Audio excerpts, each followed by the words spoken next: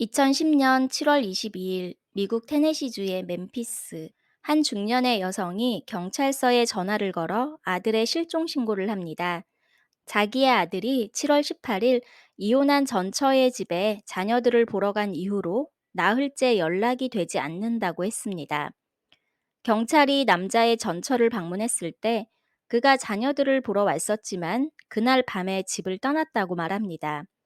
당시 그는 꽤 많은 돈과 마약을 갖고 있었고 누군가와 통화하면서 자기가 판을 뒤집을 거라는 말을 했다고 합니다. 그리고 잠시 후 두 명의 의문의 남성이 집 앞으로 와 그들과 함께 집을 떠났다고 말했습니다. 한편 7월 19일 자정 무렵 멤피스 911에 도움을 요청하는 전화가 걸려왔습니다. 그러나 신고자는 아무 말이 없었고 수화기에선 여러 발의 총성만 울리고 있었습니다. Georgetown 911, where's your emergency? Hello? Hello? Hello? Hello? Hello? 신고자를 여러 번 불러봐도 아무런 응답이 없자 전화를 받은 담당자는 대수롭지 않게 여겼습니다. 실종 신고된 날로부터 5일이 지난 27일, 경찰은 실종된 남자의 전화 기록을 추적하다 마지막으로 911에 전화한 이력을 확인했습니다. 911에 녹음된 총성을 확인하고 전화가 걸려온 위치를 파악 후 수색을 시작했습니다. 다음 날 멤피스의 숲속 한 골프장 인근에서 심각하게 부패가 진행되어 가는 시신을 발견했습니다. 시신은 7월 18일 실종된 남자이자 911에 총성만 남긴 신고자였습니다. 남자의 이름은 로렌젠 라이트로 당시 34살이었고 은퇴한 지 1년 된 NBA의 슈퍼스타였습니다. 1975년 11월 미국 테네시의 멤피스에서 나고 자란 로렌제는 타고난 농구 선수였습니다. 그의 아버지 허브 라이트는 경찰이었으나 로렌젠이 7살 때 일하던 중 등에 총을 맞아 하반신 마비가 되며 평생을 휠체어에 의존했습니다. 불편한 몸에도 어린 로렌젠에게 농구를 가르쳐 줬는데요. 그는 경찰이 되기 전 핀란드에서 활동했던 프로 농구 선수였습니다. 어릴 적부터 받은 아버지의 지도와 키 2m 11cm의 신체 조건이 좋았던 로렌제는 20살 때 NBA에서 로스앤젤레스 클리퍼스 입단을 시작으로 13년 동안 활약했습니다. 그에게는 고등학교 시절 코치의 딸이었던 세라라는 아내가 있었습니다. 96년 그가 프로 선수로 뛰기 시작했을 때 세라는 임신 중이었고 신이 축복이라도 하듯 로렌제는 NBA의 슈퍼스타이자 멤피스의 아들이란 칭호를 들으며 승승장구했습니다. 이후 로렌젠이 13년 선수 생활하는 동안 벌어들인 수입은 2009년 가치로 700억 이상이었습니다. 부부는 좋은 집에서 좋은 것들을 누리며 살았습니다. 집도 여러 채 사들였고 로렌제는 고가의 차량 수십 대를 소유하기도 했습니다. 2002년까지 부부는 4명의 아들과 3명의 딸을 둔 화목한 가정이었습니다. 로렌제는 바쁜 와중에도 시간이 나면 자녀들을 돌보며 가정을 우선시하는 자상한 아빠이자 좋은 남편이었고 부와 명예를 얻었지만 거만하지 않았으며 팬들에게도 인성이 좋은 선수였습니다.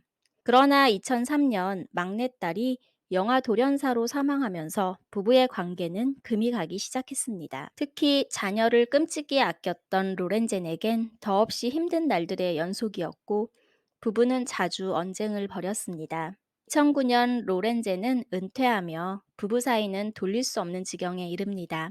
선수 생활 중 많은 돈을 벌었으나 은퇴할 당시 남은 것은 그의 명성에 비하면 너무 보잘것없었습니다. 너무 어린 나이에 큰돈을 맛본 부부는 돈을 관리하지 않았습니다. 흥청망청 물쓰듯 쓰며 행복한 10여 년을 보낸 것입니다. 이들은 서로에게 각자 다른 연인이 있다는 것을 알았고 2010년 이혼하며 로렌제는 애틀랜타로 이주했습니다.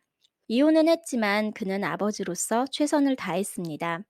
그의 장남에게 자신의 아버지가 그랬던 것처럼 다정하게 농구를 가르쳐 줬고 다른 자녀들과도 좋은 관계를 유지했습니다. 실종된 그날도 자녀들을 보러 갔다가 일이 벌어진 것이었습니다. 숲에서 발견된 로렌젠의 시신을 부검한 결과 여러 발의 총상이 확인되었고 심하게 구타당한 흔적이 발견되었습니다.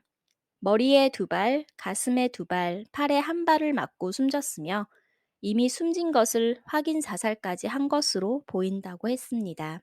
한여름에 비와 들짐승의 습격으로 110kg 가까이 되었던 로렌제는 30kg도 안 되는 무게로 남아 있었습니다. 현장엔 두 종류 이상의 탄피가 나와 범인은 두 명이며 각자 다른 총으로 로렌젠에게 공격을 한 것으로 보았습니다. 주변을 수색했으나 총은 발견되지 않았습니다. 경찰은 전처의 말에 따라 의문의 남성 두 명을 쫓았으나 어디서도 이렇다 할 단서가 잡히지 않았습니다. 로렌젠 앞으로 100만 달러의 보험금이 있었고 결국 경찰은 전처인 세라를 의심하기에 이릅니다. 그렇지만 세라에게서도 다른 혐의점이 나오지 않았고 100만 달러 또한 로렌젠이 벌었던 수입에 비하면 큰 돈도 아니었습니다. 속절없이 시간은 흘러 2013년이 되었을 때 감옥에 수감되어 있던 재소자로부터 제보받았습니다. 놀랍게도 그 제보자는 지미 마틴이란 자로 세라와 사촌지간이었습니다. 그는 제보 당시 여자친구를 살해해 2급 살인 혐의로 수감 중이었는데 형량을 줄여주는 조건으로 로렌젠 사건의 내막을 알려주겠다 하였습니다. 그의 제보에 따르면 세라는 다시 로렌젠과 재결합을 원했던 듯합니다. 그녀는 여러 차례 로렌젠에 연락하며 자신의 나체 사진을 보내고 유혹하려고 했습니다. 그러나 로렌젠의 마음을 돌리기에 실패하자 그를 없애버릴 생각을 합니다. 지미가 세라로부터 연락받고 갔을 때 세라의 연인이던 빌리 터너라는 남성이 함께 있었습니다. 세라는 지미에게 돈을 약속했고 셋은 로렌젠을 제거할 모의를 합니다. 첫 번째 시도는 애틀랜타에 있는 로렌젠의 집에 침입해 그를 없애는 것이었습니다. 그러나 집 안으로 들어갔을 때 로렌젠이 아닌 다른 사람이 있어 첫 번째 시도는 실패로 돌아갔습니다. 지미는 이후 겁이 나 범행에서 빠지려 했으나 이미 그들의 계획을 알고 있었기에 쉽사리 발을 뺄 수 없었습니다. 그들은 세라의 집에서 18일 늦은 밤 로렌젠을 납치했고 숲속으로 끌고 가 총을 발사했습니다. 지미는 총을 쏜 사람은 세라와 그의 연인 빌리 터너라고 했습니다. 자신도 현장에 있었지만 두려워했기에 세라가 직접 총을 들었고 자신은 후에 미시시피주의 월럿 호수에 총을 버리는 일을 맡았다고 말합니다. FBI 수사팀이 월럿의 호수 수색을 했을 때 마침내 총기를 찾을 수 있었습니다. 2017년 12월 5일 46살의 빌리 터너는 로렌젠 라이트를 살해한 1급 살인 혐의로 체포되어 기소되었습니다.